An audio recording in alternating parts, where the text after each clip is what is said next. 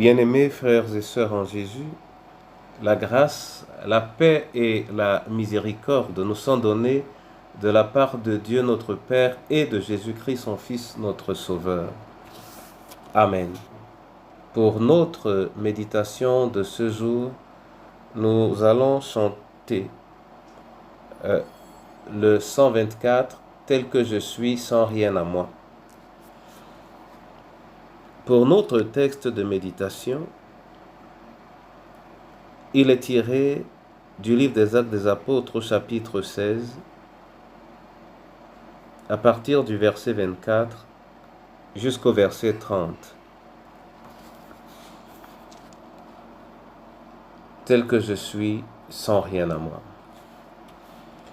Tel que je suis sans rien à moi, sinon ton sang versé pour moi et ta voix qui m'appelle à toi, agneau de Dieu, je viens.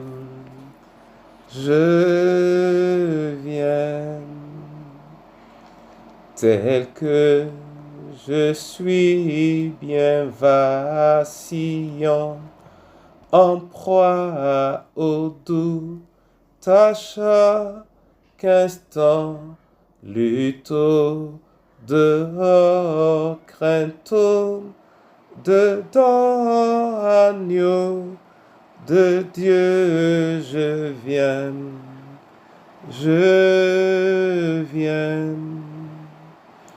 Tel que je suis, ton cœur est prêt à prendre le mien tel qu'il est, pour tout changer, sauveur, parfait agneau de Dieu, je viens.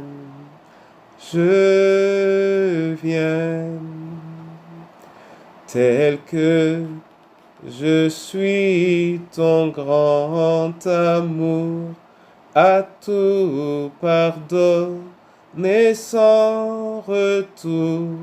Je veux être à toi dès ce jour, agneau de Dieu, je viens.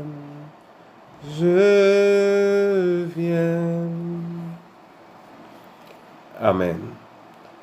Actes des Apôtres, chapitre 16, versets 24 à 30. Là, il est écrit: le geôlier, ayant reçu cet ordre, les jeta dans la prison intérieure et leur mit les ceps aux pieds. Vers le milieu de la nuit, Paul et Silas priaient et chantaient les louanges de Dieu, et les prisonniers les entendaient. Tout à coup, il se fit un grand tremblement de terre, en sorte que les fondements de la prison furent ébranlés. Au même instant, toutes les portes s'ouvrirent, et les liens de tous les prisonniers furent rompus. Le geôlier se réveilla, et lorsqu'il vit les portes de la prison ouvertes, il tira son épée et allait se tuer, pensant que les prisonniers s'étaient enfuis. Mais Paul cria d'une voix forte: « Ne te fais point de mal, nous sommes tous ici. » Alors le geôlier, ayant demandé de la lumière, entra précipitamment et se jeta tout tremblant aux pieds de Paul et de Silas. Il les fit sortir et dit: « Seigneur, que faut-il que je fasse pour être sauvé? » Amen. Bien-aimés frères et sœurs en Jésus, voici un autre cas de brisement que nous vivons ici même dans le Nouveau Testament et particulièrement dans le livre des Actes des Apôtres. le geôlier avait pris la peine de mettre Paul et Silas dans la partie intérieure de la prison, avait pris la peine non seulement de les enchaîner, mais également de fermer convenablement les portes des différentes cellules et les portes de la prison. Paul et Silas n'ont fait que chanter, faisant remplir la prison tout entière de l'atmosphère, de la présence du Seigneur. Et il se produisit quelque chose d'étonnant. Un tremblement de terre. Les liens des prisonniers ont sauté. Les portes ont été ouvertes. Au point où lorsque le geôlier s'en rend compte, conscient de ce qu'il allait être puni pour avoir laissé que quelque chose de ce genre se produise, il a voulu mettre fin à ses jours. C'est alors que Paul et Silas interviennent et lui disent de ne pas le faire. Tous les prisonniers sont encore à l'intérieur. Bien-aimés frères et sœurs en Jésus, cette attitude étonna davantage le geôlier qui, après avoir obtenu la lumière, se jeta tout tremblant à leurs pieds et, en les faisant sortir, il leur dit, « Seigneur, que faut-il que je fasse pour être sauvé ?» Mon frère et ma sœur, le geôlier a voulu mettre fin à ses jours pour des raisons évidentes. Maintenant, non seulement il constate qu'il n'avait pas de raison de le faire, mais un prisonnier l'arrête, arrête son action, donc en fait le sauve et lui dit que tout le monde est encore à l'intérieur. Quand on lui donne la lumière, il s'en rend compte, stupéfait.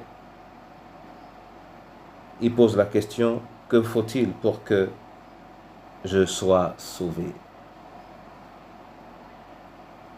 Cette expérience a permis au geôlier de se rendre compte que toutes les précautions qui ont été prises étaient nulles.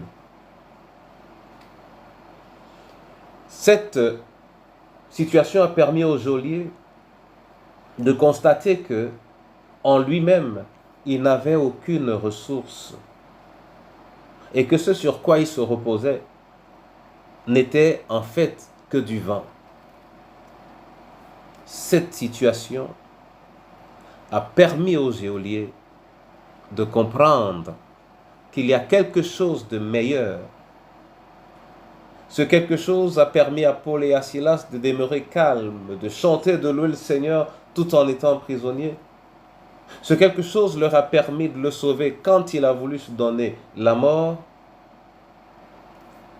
Alors il fait confiance à ce quelque chose. Et il veut être sauvé comme Paul et Silas. Non pas des prisons humaines, des prisons construites par les mains d'hommes, mais être sauvé où qu'il se trouve dans l'assurance de la présence et de la manifestation du Seigneur. En réalité, cette situation offre au geôlier l'occasion de s'abandonner entièrement et totalement entre les mains de quelqu'un, entre les mains de Dieu. Que faut-il pour que je sois sauvé? Que faut-il que je fasse pour que je sois sauvé? Mon frère et ma sœur, le brisement nous amène à rechercher une source plus efficace de protection et de sécurité que ce que nous avions avant que ce qui était en nous, le brisement, nous permet de nous abandonner entre les mains de celui qui est la source de toutes choses, celui qui nous a créés, celui qui nous sauve et celui qui nous console, celui qui nous illumine et celui qui nous enseigne. Que l'Éternel lui-même, en cette saison, en ces jours particuliers, nous accorde la grâce de nous abandonner sans faille entre les mains de notre Dieu, au nom de Jésus-Christ de Nazareth. Amen. Notre Dieu et notre Roi, je veux te dire merci pour le souffle de vie, je veux te dire merci pour ce jour, je te dis également merci pour cette parole. Te disons merci pour cet épisode de la vie de Paul, dans lequel le geôlier en particulier a perçu, a vu l'inefficacité, l'impuissance de tout ce qu'il a essayé de faire pour assumer convenablement son travail.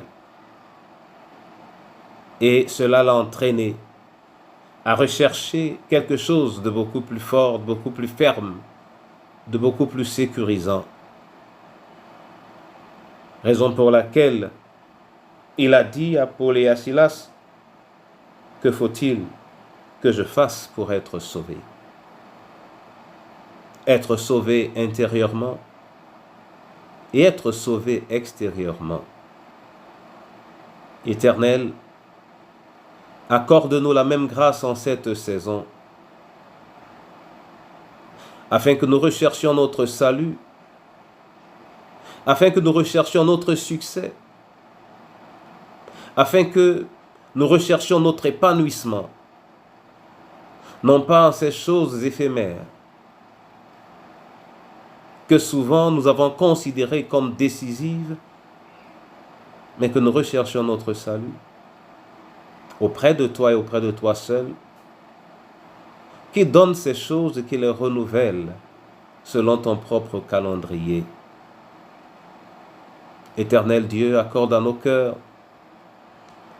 de t'aimer beaucoup plus et beaucoup mieux que tout ce que tu peux nous donner. Entre tes mains, Seigneur, les veuves et les orphelins. Oui, prends soin. Entre tes mains, nos différentes familles. Accorde-nous la grâce de te retrouver et de ne retrouver que toi au moment de nos afflictions. Éloigne-nous des tentateurs et de ceux qui nous désorientent. Je veux, Seigneur, te prier aujourd'hui particulièrement pour toutes les mères et pour tous les pères qui sont obligés de vivre la perte d'un de leurs enfants. Étends ta main, Seigneur, et glorifie-toi. Je veux te prier, mon Père, pour ton Église aujourd'hui, qui attend, devrais-je dire avec impatience, le souvenir de l'ascension de notre Seigneur et Sauveur Jésus-Christ. Donne à ses composantes de s'accrocher à la vérité. Permets que ton Église, Seigneur, soit purifiée. Éloigne d'elle les acteurs. Éloigne d'elle les faux-semblants. Éloigne d'elle les conspirateurs. Éloigne d'elle les manipulateurs et que ton esprit prenne la première place pour la gloire de ton nom en Jésus notre Sauveur. Amen. Que l'Éternel lui-même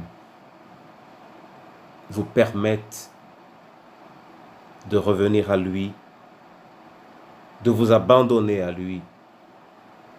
Au nom de Jésus-Christ. Amen.